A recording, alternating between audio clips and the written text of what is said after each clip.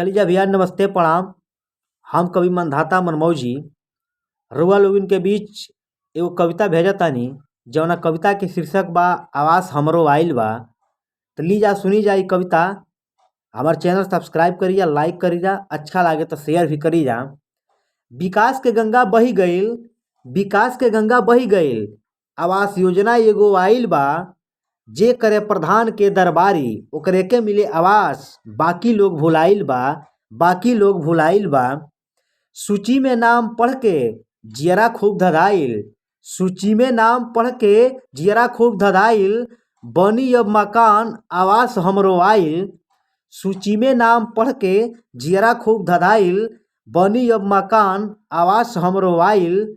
घूस न देनी प्रधान के तो, घूस न देनी प्रधान के तो, पैसा हमार रोकाइल बा। जे करे प्रधान के दरबारी ओकरे के मिले आवास, बाकी लोग भुलाइल बा, बाकी लोग भुलाइल बा। चमचन के खाली कहले से चुनाव नाही जीतब, चमचन के खाली कहले से चुनाव नाही जीतब, हार जइब चुनाव तो बाद में माथा पिटब। चमचन के खाली कहले से चुनाव नाही जीतब, हार जइब चुनाव तो बाद में माथा पिटब। पक्का के तू पक्का देल गरीब के मड़ई लौके ना, पक्का के तू पक्का देल गरीब के मड़ई लौके ना, अखिया तोहर पथराइल बा। पक्का के तू पक्का देल गरीब के मड़ई लौके ना, अखिया तोहर पथराइल बा। जे करे प्रधान के दरबारी ओकरे के मिले आवास, बाकी लोग भुलाइल बा, बाकी लोग भुलाइल बा।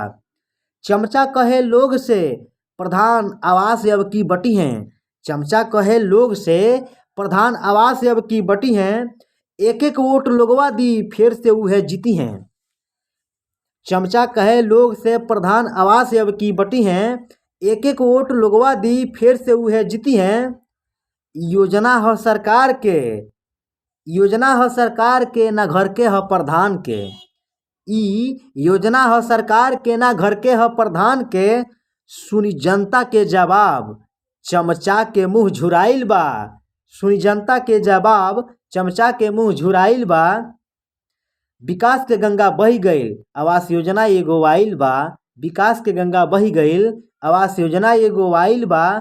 जे करे प्रधान के दरबारी, जे करे प्रधान के दलाली ओकरे के मिले आवास, बाकी लोग भुलाइल बा, बाकी लोग भुलाइल बा।